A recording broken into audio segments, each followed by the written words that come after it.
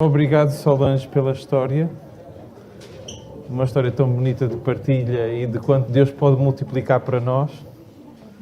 E nesta história eu acredito que Deus tem muito mais do que a partilha de pão e peixe para nós, mas para nos mostrar que Ele é um Deus de partilha e Ele é um Deus que multiplica até daquilo que há pouco. E daquilo que é bom e que é importante e que nós necessitamos. Enquanto o som me coloca ali o PowerPoint, que eu ia pedir que eles fossem colocando, eu gostava de vos falar um bocadinho daquilo que eu vou falar hoje, para explicar. Eu vou falar de reino, de um reino, e existem vários reinos pela terra fora ao longo da história, que são reinos chamados muitas vezes reinos gloriosos. E eu permitam-me baixar aqui isto um bocadinho, que isto está a fazer... Sim, acho que está melhor. Então, falando assim de... Exatamente, obrigado. Do reino glorioso, eu gostava de primeiro focar-me num reino em especial que está descrito em 1 Reis 3, 5 a 15 e de 10, 1 a 29. A história que eu vos trazia para iniciar é que após Salomão ter sido estabelecido como novo rei de Israel, o Senhor apareceu-lhe num sonho e disse: pede-me o que queres que eu te dê. Isto está em 1 Reis 3, 5. E o jovem rei, a verdade é que ele podia ter pedido dinheiro, fama ou vida longa, mas não. Em vez disso, o que ele pediu foi sabedoria para governar com justiça o povo de Deus. E em resposta a essa humilde e sincera oração, o Senhor deu a Salomão tremenda sabedoria e percepção, que excedia a de qualquer outro ser humano. Além disso, Deus também abençoou ele com fama, com riquezas e vida longa. Durante o reinado de Salomão, Israel desfrutou de paz e prosperidade inigualáveis. Que é para vocês imaginarem quão próspero era o reino de Salomão, sabem que a prata praticamente não tinha o valor, ou tinha praticamente o valor de latão no tempo de Salomão. Porque o ouro que havia em circulação como moeda, era uma moeda tão forte, ok, que Salomão no reino dele não se necessitava de outras pedras preciosas para se partilhar e para fazer trocas. A própria prata era considerada tão comum como as pedras. Isto diz-nos em 1 Reis 10, 27. E além do magnífico templo de mármore e ouro que Salomão edificou para Deus, ele também construiu um átrio e um palácio luxuosos, bem como cidades inteiras para abrigar as suas carruagens e os seus cavaleiros. Ele fez jardins floridos com árvores lindas e raras que adornavam cada cidade. Os monarcas, nobres e a realeza vinham de todas as partes do mundo para visitar e trazer presentes. E eles ansiavam ouvir a profunda sabedoria que Deus tinha colocado no coração de Salomão.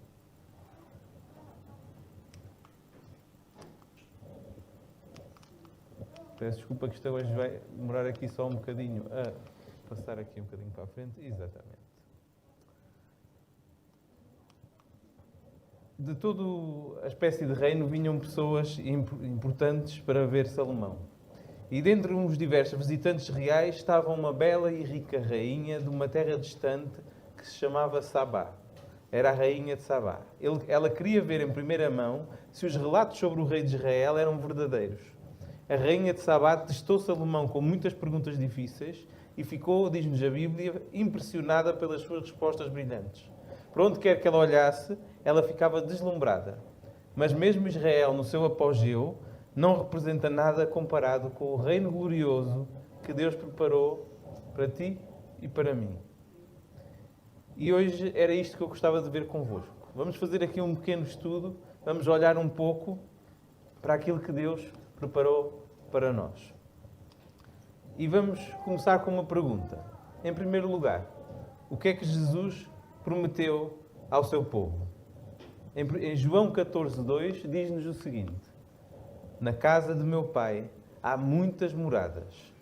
E foquem-se neste ponto. Há muitas moradas. E às vezes nós temos medo e pensamos, se calhar não há morada para mim na casa de Deus.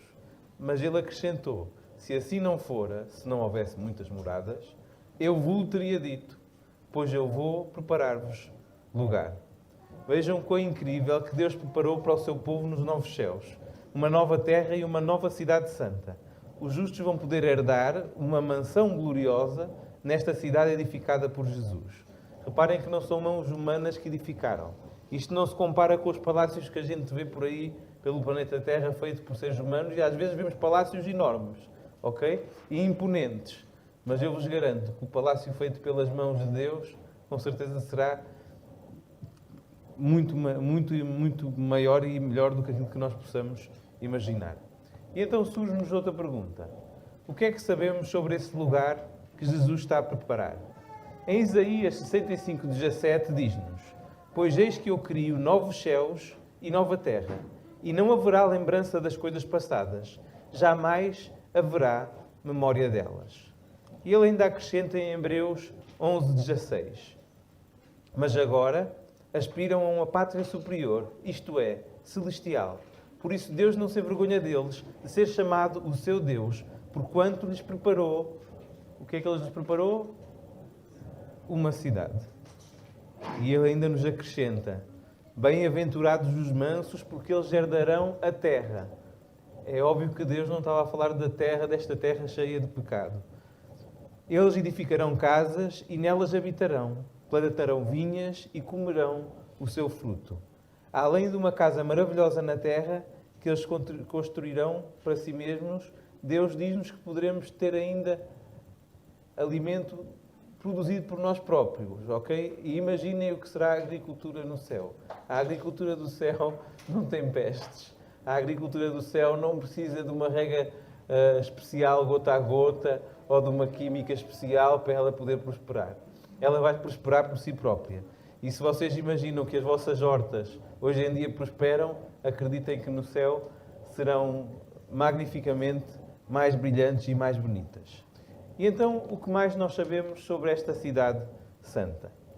Apocalipse 21:16 diz-nos o seguinte: A cidade é quadrangular, de comprimento e larguras iguais. E João, quando teve esta visão, mediu a cidade com a vara até 12.000 estádios. O seu comprimento, largura e altura são iguais. A cidade santa é um quadrado. A distância ao redor dela diz-nos que é de 12.000 estádios, ou aproximadamente 2.200 km de comprimento. Um estádio representa 1/8 de uma milha romana, ou cerca de 177,7 metros. Em Apocalipse 21:2, diz-nos: Vim também a cidade santa, Nova Jerusalém, que descia do céu da parte de Deus, ataviada como noiva adornada para o seu esposo. Deus vai fazer esta cidade, mas não vai fazer com uma construção simples. Ele vai fazê-la de uma forma adornada, bonita, que seja agradável à nossa vista. E Ele vem do céu para a nova terra, e Ele deixará onde hoje se encontra o Monte das Oliveiras. Isto está-nos escrito em Zacarias 14:4. E João acrescenta-nos: E me transportou em espírito até uma grande e elevada montanha, e me mostrou a santa cidade, Jerusalém, que descia do céu da parte de Deus. Tinha grande e alta muralha, 12 portas, e junto às portas 12 anjos, e sobre elas nomes inscritos, que são os nomes das 12 tribos dos filhos de Israel. A estrutura da muralha é de jaspe, uma pedra preciosa. Também a cidade é de ouro puro, semelhante a vidro límpido. Eu não sei que tipo de ouro é este, mas parece que é um ouro quase transparente. As 12 portas são 12 pérolas, e cada uma dessas portas de uma só pérola. Ora, imaginem o tipo de tecnologia que serão estas portas, que não têm nada a ver com as portas que nós temos hoje em dia, retangulares, quadradas. Estas são portas que são portas esféricas. São portas com uma pérola. E vocês, para quem já viu uma pérola, sabe que uma pérola é esférica. Ou seja, de alguma forma aquela porta terá alguma tecnologia especial para se abrir e fechar, que será muito maior do que aquilo que a gente pode imaginar hoje em dia. Cada uma das 12 portas é feita de uma única pérola. E a muralha de jaspe da cidade tem 144 côvados, que são cerca de 65 metros de altura. Ok? Tem quase tanto como a estátua que Nabucodonosor tinha feito de altura. Depois, o que é que a Bíblia nos diz sobre o suprimento de alimento da água e a água da cidade? É-nos dito, em Apocalipse 22:1, João foi-lhe mostrado um rio puro da água da vida, brilhante como cristal, que saía do trono de Deus e do Cordeiro. Ou seja, um rio inesgotável de água pura flui diretamente do trono de Deus. E a árvore da vida, diz-nos também a palavra de Deus, que produz um fruto diferente a cada mês. Esqueçam lá o que é uma árvore feita com excertos. Esta não tem excertos, mas ela cada mês vai produzir um fruto diferente. Este fruto incrível e suas folhas proporcionam um antídoto para a morte e perpetuam a vida. Além disso, os santos de Deus poderão plantar também, como já disse há pouco, a sua própria comida nas suas casas de campo. Bem, se nesta terra não conseguiste ter a tua casa de campo, será naquela nova terra que tu a terás. É bom termos uma casa de campo agora, ok? E se conseguimos ter, que seja possível, mas eu sei que infelizmente para todos não será possível.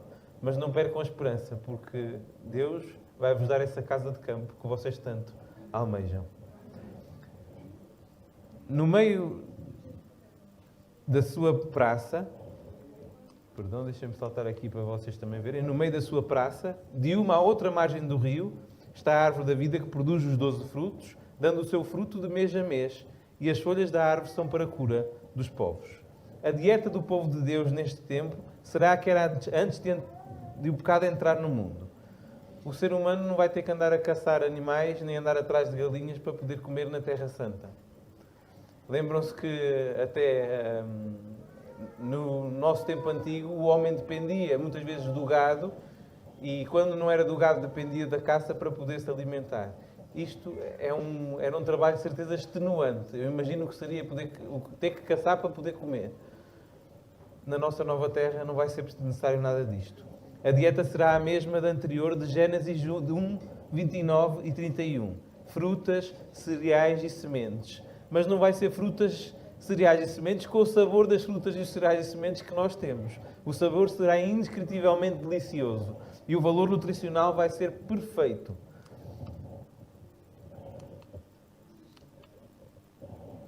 Sabem que na nova terra não vai ser necessário nós termos aqueles petiscos da saúde que nós temos aqui a cada sábado. Na nova terra, cada fruto, cada coisa que nós comermos terá os nutrientes completamente necessários para nós estarmos completamente supridos. E então surge outra pergunta. Como é que a vida no céu será diferente da vida na terra? E eu gostava de salientar aqui alguns pontos que nos falam disto. Em Isaías 35:5 diz que lá se abrirão os olhos dos cegos, se desimpedirão os ouvidos dos surdos, os coxos saltarão como servos e a língua dos mundos cantará, pois águas arrebentarão no deserto e ribeiros no ermo. Ou seja, se houvesse algum deserto na nova terra, Deus faz com que apareça lá novas águas para nós podermos ter o que beber e o que contemplar na sua beleza. Depois é-nos dito também que o lobo e o cordeiro pastarão juntos. O leão, pasmem-se, meus queridos, o leão comerá palha como o boi. Será comida, pó, será a comida da serpente. A serpente nem sequer precisa de comer mais nada, só pó. Não se fará mal nem dano algum em todo o meu santo monte, diz o Senhor. O lobo habitará com o cordeiro e o leopardo se deitará junto ao cabrito. O bezerro, o leão novo e o animal cevado andarão juntos e um mais pequenino os guiará. Ainda nos acrescenta que o deserto e a terra se alegrarão. O ermo exultará e florescerá como um narciso. Nenhum morador de Jerusalém dirá, estou doente, porque ao povo que habita nela, perdoar-se-lhe-á toda a iniquidade. O que isto quer dizer é que se não há iniquidade e não há pecado, não existe doença. E isto é algo muito importante para nós entendermos, é que a doença é algo completamente derivado desse vírus chamado pecado. Às vezes nós preocupamos, é o vírus do Covid, o vírus disto, o vírus daquilo, vacinas para aqui, vacinas para acolá, estamos preocupados, mas isto é tudo fruto do pecado, meus queridos. Se não houvesse pecado, esse é que é o vírus principal, que só tem uma cura e uma vacina que se chama Jesus. E esse pecado é a origem de todas as doenças que nós temos neste nosso triste planeta. Ainda nos diz em Apocalipse 21:4: e lhes enxugará dos olhos toda a lágrima, e a morte já não existirá. Já não haverá luto, nem pranto, nem dor, porque as primeiras coisas passaram. Se calhar eu estou a falar para alguém que neste momento está a passar por um momento de luto, que neste momento está num momento de pranto ou um momento de tristeza.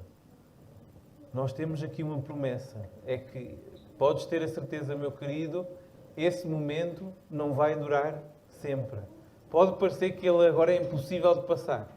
Pode parecer que agora não há resposta. E eu só consigo ver aquele segundo à minha frente e aquele minuto. Mas Deus promete aqui: haverá um momento em que essas lágrimas já não mais estarão na tua face. Haverá um momento em que essa dor não vai mais estar no teu coração, nem essa angústia. E só felicidade e alegria tu terás no teu coração. Então, que tipo de corpo é que os santos terão lá neste céu?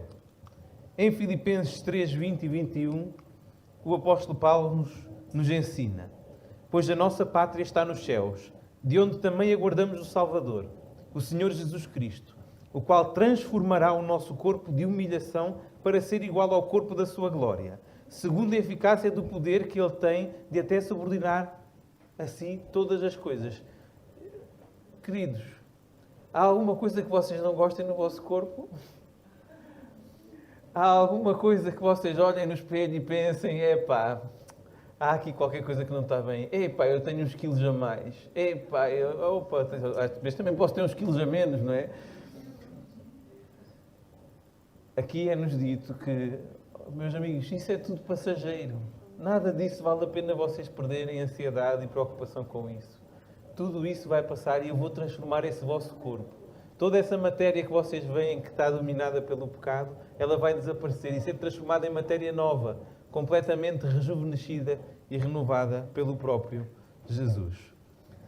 Lembrem-se que o corpo de Jesus, após a sua ressurreição, era real, porque isto é uma pergunta também importante. Será que o corpo era real ou seria uma espécie de espírito? E sabem que existe esta dúvida. Há pessoas que ensinam que quando as pessoas morrem, há o espírito, uma espécie de espírito sai fora, vai lá passear para cima. Eu não sei depois como é que fizeram lá com Lázaro, porque se andava lá a passear em cima. Depois Jesus chamou ele todo. Se um sítio tão bonito que a Bíblia nos apresenta tão bonito, imaginem o que era Lázaro ser chamado de volta, não é? Para o seu corpo completamente pecaminoso, lá feliz. Realmente, a imortalidade da alma é uma doutrina que não consegue ter uma base bíblica. E é-nos mostrado através também do corpo de Jesus após a sua ressurreição. Lembrem-se que o corpo de Jesus era real. Em Lucas 24:39, ele próprio disse: vede as minhas mãos e os meus pés, que sou eu mesmo. Apalpai-me e verificai, porque um espírito não tem carne nem ossos como vedes que eu tenho. Jesus disse claramente, ele mostrou: olha aqui para mim ressuscitado, eu tenho carne, tenho corpo. Eu sei que muitos ensinavam já naquele tempo que também o espírito e uma alma ia passear para qualquer lado. Mas Jesus disse claramente: não, eu morri, eu ressuscitei e eu tenho corpo. Toquem-me, pediu ele, que é para eles poderem ver. Os discípulos inicialmente pensavam exatamente que ele era um espírito, quando ele apareceu de repente. Mas após senti-lo e vê-lo a comer, souberam que ele era real. 40 dias depois, Jesus os levou para Betânia e ascendeu para o céu. Os anjos que apareceram para os discípulos disseram-lhe: este mesmo Jesus, de carne e osso, voltará da mesma forma como o viram subir. Desde a sua encarnação, Jesus está para sempre unido à raça humana, sendo ainda divino. Ele mantém a sua divindade, mas ele nunca mais vai deixar de ser humano. E o que é que eu diria com isto? Que outra promessa de encorajamento é encontrada na palavra de Deus. Em Atos 3, 20 e 21 diz-nos o seguinte: a fim de que da presença do Senhor venham tempos de refrigério e que envia-lhe o Cristo, que já vos foi designado. Jesus, ao qual é necessário que o céu receba até aos tempos da restauração de todas as coisas de que Deus falou por boca dos seus santos profetas desde a antiguidade. Ele estava a ensinar ao povo que tudo o que estava escrito para trás, até sobre esta cidade, meus queridos, era verdade e vai-se cumprir nos tempos de refrigério do Senhor. E glória a Deus por isso. Cada coisa boa e gloriosa que foi perdida pela entrada do pecado vai ser restaurada para um novo reino de Deus. Todos amarão, confiarão e apoiarão genuinamente uns aos outros. Hoje nós temos inveja, temos egoísmo, temos ódio, temos uma série de coisas que não vai existir lá. Sabem que como consequência deste apoio, deste amor, desta confiança que todos uns terão uns com os outros, não haverá mais violência. Diz-nos Isaías 60, 18. Não haverá mais traição, não haverá abuso, não haverá deslealdade, desonestidade, calúnia, insegurança, não vai haver mais depressão, não vai haver perigo, não vai haver desapontamento. Meus queridos, nem sequer vai haver aquela dor de cabeça chata que de vez em quando nos dá e que nós hoje em dia usamos os remédios para aliviá-la, ou outros métodos também podem ser usados naturais, mas a verdade é que até a pequena dor de cabeça que nos incomoda não vai estar lá. Nós teremos uma vida feliz, prazerosa, satisfeita e abundante por toda a eternidade. Porque como ele nos disse em Isaías 65, 17, pois eis que eu crio novos céus e nova terra, e não haverá lembrança das coisas passadas, jamais haverá memória delas. As palavras jamais haverá memória delas são mais bem traduzidas como que elas nem tornarão a vir ao coração ou à nossa mente. O Senhor está a prometer que as dores deste mundo não vão trazer mais dor aos santos que vão estar no céu. E agora uma pergunta. Será que as pessoas da Terra se vão reconhecer de novo no reino de Deus? Afinal de contas, um corpo transformado. Imaginemos que eu morro com 120 anos. Tomara, não é?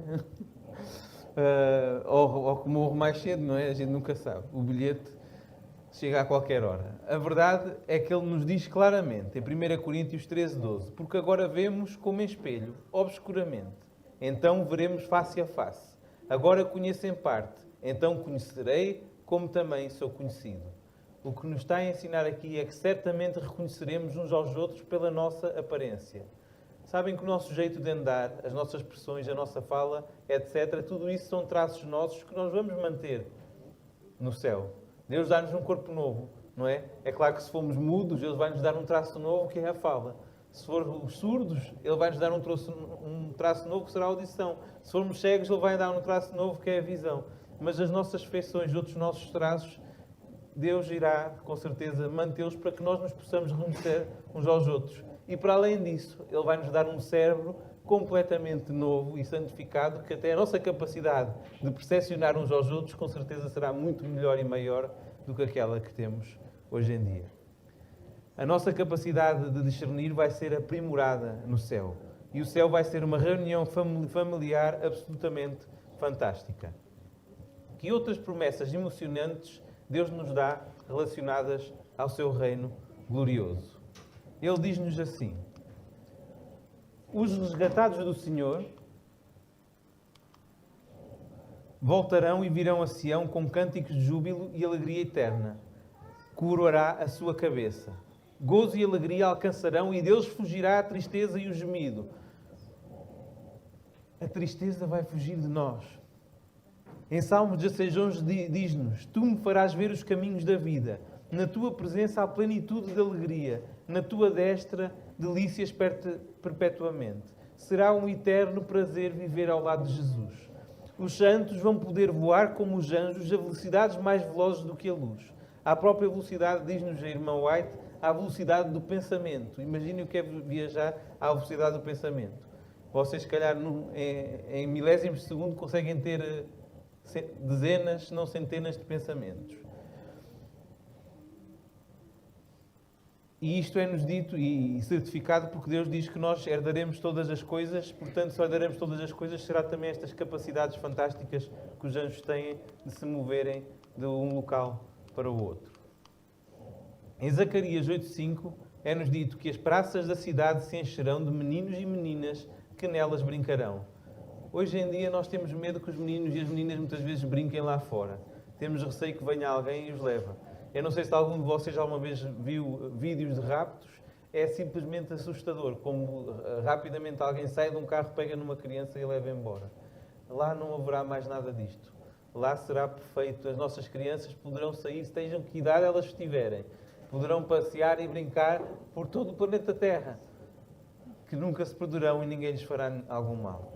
Em Isaías 40:31 ainda nos acrescenta: mas os que esperam no Senhor renovam as suas forças, sobem com asas como águias, correm e não se cansam, caminham e não se fadigam. Sabem que nós poderemos visitar outros mundos. Deus criou outros mundos e certeza que existe vida noutros mundos criada por Deus. Embora eles não possam ter acesso a nós, porque ao fim e ao cabo nós estamos numa espécie de quarentena, porque a partir do momento em que aquele vírus chamado pecado infectou este planeta Terra, Deus teve que pôr o planeta Terra em quarentena para que não infectasse os outros mundos. E em poucos instantes, à velocidade do pensamento, nós podemos visitar outros mundos. De acordo com as Escrituras, Deus fez outros mundos que não caíram, conforme nos ensina Jó 1:16, quando há aquela reunião lá no céu e aparecem os líderes de cada mundo para fazer aquela reunião. Outra pergunta. Será que podemos descrever adequadamente o novo reino de Deus com palavras?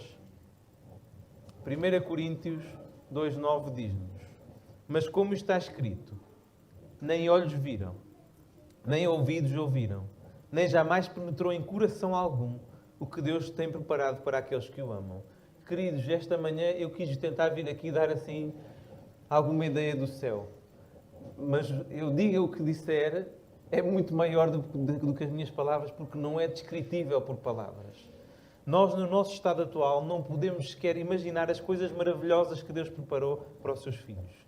Nem palavras, nem pensamentos que a gente tenha, nem sequer mesmo sonhos, podem retratar verdadeiramente as alegrias e delícias do céu. Independente do que viermos a sofrer na terra, estar no céu vai superar todas as provações deste mundo. E qual é que será a maior satisfação do novo reino de Deus?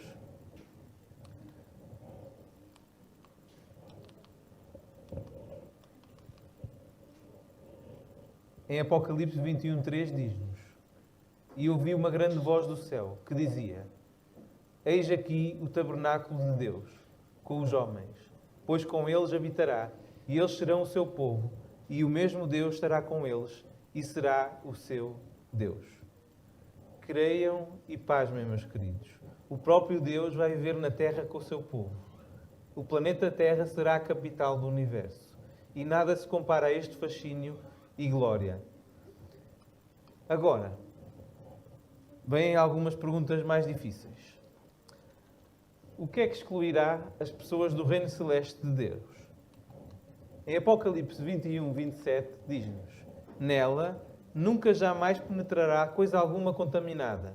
Por isso é que Deus tem que nos dar um corpo novo, porque senão nós não poderíamos estar lá presente. Nem o que pratica abominação e mentira, mas somente os inscritos no livro da vida do Cordeiro. O pecado contamina e não terá permissão de entrar no céu. Caso contrário, a rebelião começaria de novo. Nela nunca jamais penetrará alguma coisa contaminada. E quem vencer estas coisas contaminadas e estas práticas e estas abominações, ou seja, quem vencer o pecado pelo sangue de Jesus, herdará todas as coisas. E ele diz-nos: e eu serei seu Deus, e ele será meu filho. A Bíblia é um registro de dois reinos em constante conflito: o reino de Deus e o reino de Satanás. Jesus fez do reino de Deus o assunto central da sua pregação. Sabem que há mais de 100 referências somente no Novo Testamento, e muitas delas estão contidas nas parábolas de Jesus. A partir dos seus ensinamentos, podemos aprender que o reino divino de Deus está dividido em duas caracterias diferentes: o espiritual e o literal. Em 1 João 1:9, dá-nos a resposta do que é que eu faço então com o meu pecado. Porque quando nós vemos esta abominação e tudo isto, é difícil nós olharmos ao espelho durante uma semana, não é? Ou até durante um dia, se calhar até durante alguns minutos, e pensar assim: como é que eu vou entrar neste céu? Como é que eu posso não estar contaminado? 1 João 1:9 dá-nos a resposta: se confessarmos os nossos pecados, Ele é fiel e justo para nos perdoar os pecados e nos purificar de toda a injustiça. Os cidadãos do reino espiritual do céu têm a Deus a governar e a reger o seu coração. Antes da conversão, o trono do nosso coração está ocupado por Satanás, pelo pecado e pelo nosso próprio eu. Mas após aceitarmos o perdão e o poder de Jesus, esta escravidão é-nos dito que ela é quebrada. E por isso é que Paulo declara em Romanos 6, 12 e 14: Não reine, portanto, o pecado em vosso corpo mortal, de maneira que obedeçais às suas paixões, porque o pecado não terá domínio sobre vós. Isto é uma promessa. É que ele diz que a partir do momento em que vocês conhecem o próprio Deus, sim, vocês podem pecar, pode acontecer. Mas se vocês confessarem os vossos pecados, Jesus é fiel e justo para os perdoar e Ele não dá domínio do pecado sobre vós. Vocês deixam de ser, como às vezes diz aquele pregador, o Leandro Quadros, deixam de ser pecadeiros para ser pecadores. Se, porém, eu expulso os demónios pelo dedo de Deus, certamente é chegado o reino de Deus sobre vós. Diz-nos em Lucas Jesus 11:20. Se eu pedir por isso que Jesus perdoe os meus pecados, é porque Ele me perdoará e me purificará do pecado e me fará seu filho. E eu tenho que acreditar nisto.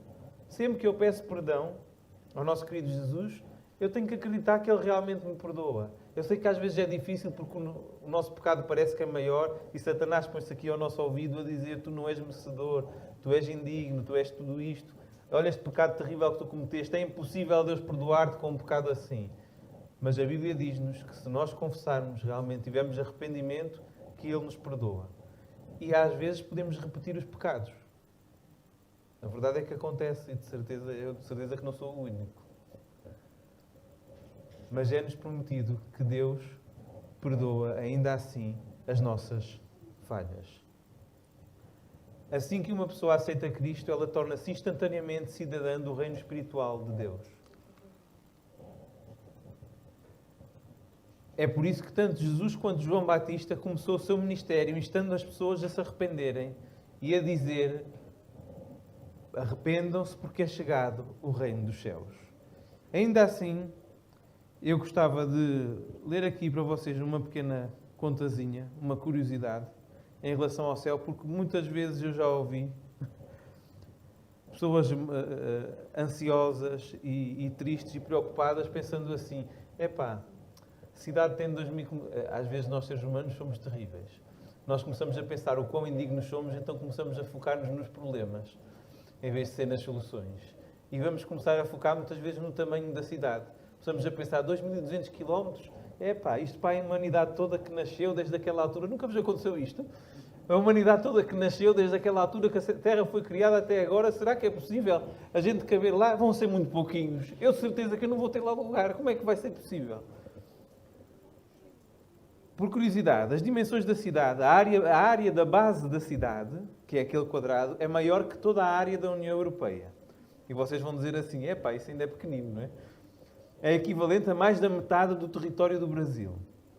O volume total que cabe lá dentro são 11 bilhões de quilómetros cúbicos. E a pergunta que surge é: então quantas casas afinal cabem lá? Como a cidade tem 2.200 km de altura, ela não se limita ao nível do chão. Se pensarmos na estrutura dividida em andares, por exemplo, ou níveis, porque Deus pode fazer níveis na sua própria cidade, por que razão Ele faria uma muralha de 2.200, tanto de altura, não é? Com um pé direito generoso de 3,6 metros por andar, a cidade poderia ter mais de 600 mil andares. Se imaginarmos casas ou mansões celestiais amplas, com cerca de 250 metros quadrados cada, caberiam cerca de 20 bilhões de casas por andar. Multiplicando pelos milhares de andares possíveis na altura da cidade, o total ultrapassa a marca de 1 quatrilhão de residências. O espaço é praticamente ilimitado. Isto mostra que quando Deus pensa, Ele pensa em grande e Ele pensa em salvar muita gente. Quantos bilhões de pessoas cabem lá? Estudos demográficos e matemáticos feitos por teólogos e engenheiros mostram que a cidade foi desenhada para abrigar confortavelmente muito mais do que a população atual da Terra. Com a densidade moderna, se a cidade seguisse uma densidade populacional confortável como as áreas urbanas arborizadas, ela acomodaria facilmente entre 20 bilhões e 100 bilhões de pessoas, dando a cada habitante uma quantidade enorme de quilómetros quadrados para viver. a capacidade máxima matemática. Se usássemos todo o volume cúbico da cidade de forma otimizada, ela teria a capacidade teórica para abrigar trilhões ou até quatrilhões de pessoas. E uma curiosidade é que as estimativas dos cientistas apontam que em toda a história da humanidade, cerca de 118 bilhões de pessoas nasceram na Terra. Ora, se cabem lá trilhões ou até quatrilhões, ainda tem muitas pessoas por nascer e não só. Significa que vai haver muito espaço e Deus, se calhar, nem nos vai dar casas pequeninas. Não vamos ficar naqueles cubículos japoneses em que é só uma caminha e a kitchenette assim micro. Deus está preocupado em dar uma coisa fantástica ao seu povo. Por isso, meus queridos, quando nos dizia é chegado o reino dos céus, arrependam-se porque é chegado o reino dos céus, é chegado significa que é disponível, que ele está acessível agora. E por isso é que Jesus disse: não veio o reino de Deus com visível aparência, nem dirão, ei-lo aqui ou lá está, porque o reino de Deus está dentro de vós. Lucas 17, 20 e 21. Assim que uma pessoa é batizada, ela deixa o reino de trevas de Satanás e entra no reino de luz de Deus. Por isso, meus queridos, se ainda não tomaste a tua decisão, talvez seja o momento também de a tomares. De falares com o teu pastor e dizer: querido pastor, eu quero me batizar e fazer parte deste céu magnífico. É exatamente isso que o rei Salomão fez quando Deus perguntou: o que queres? O primeiro pensamento estava no reino de Deus e na sua justiça.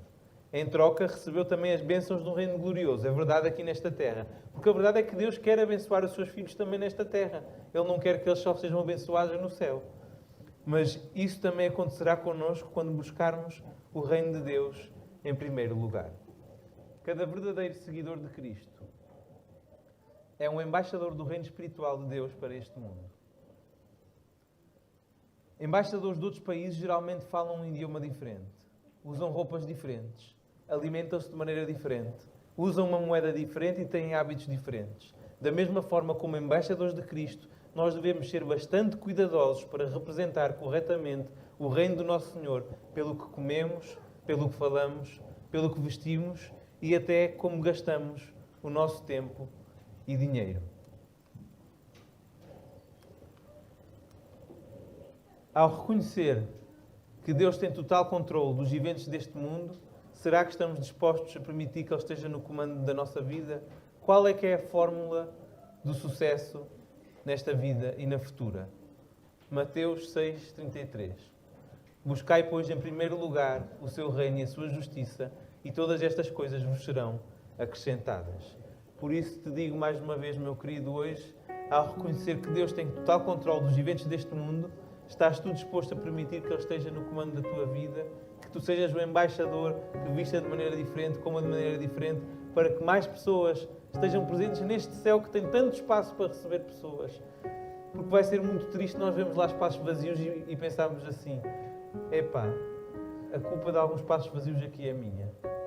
Eu não falei com pessoas suficientes. Eu não fui até mais corações. Eu não estive com o meu vizinho. Eu não falei com o meu colega. Eu não dei um folheto que fosse. Eu não dei um livro. Eu não fiz alguma coisa que pudesse levar alguém para Jesus. Por isso, meus queridos, que esta semana possamos lembrar destas promessas maravilhosas que Deus nos deu, mas que possamos lembrar que elas são para ser partilhadas. Não são para ser guardadas para nós como um tesouro. É verdade que o Evangelho é uma pérola preciosa que nós queremos guardar muito, mas não é uma pérola preciosa que a gente mete num cofre e fecha as 7 chaves. É uma pérola que nós queremos mostrar a cada amigo. Olha esta pérola que Deus me deu. Este Evangelho maravilhoso de Jesus Cristo para me salvar. E era com isto que eu vos queria deixar hoje, meus queridos. Em nome de Jesus. Amém. Oremos. Querido Deus, Santo Pai que estás nos céus, Senhor. Tu acabaste de mostrar-nos esta manhã, Pai, através da Tua Palavra, que lugar maravilhoso Tu estás a preparar para nós, Pai. Tu disseste, Senhor, através do Teu Filho, que na Tua casa haveria muitas moradas. E tudo o que Tu dizes é verdade, Filho, Pai.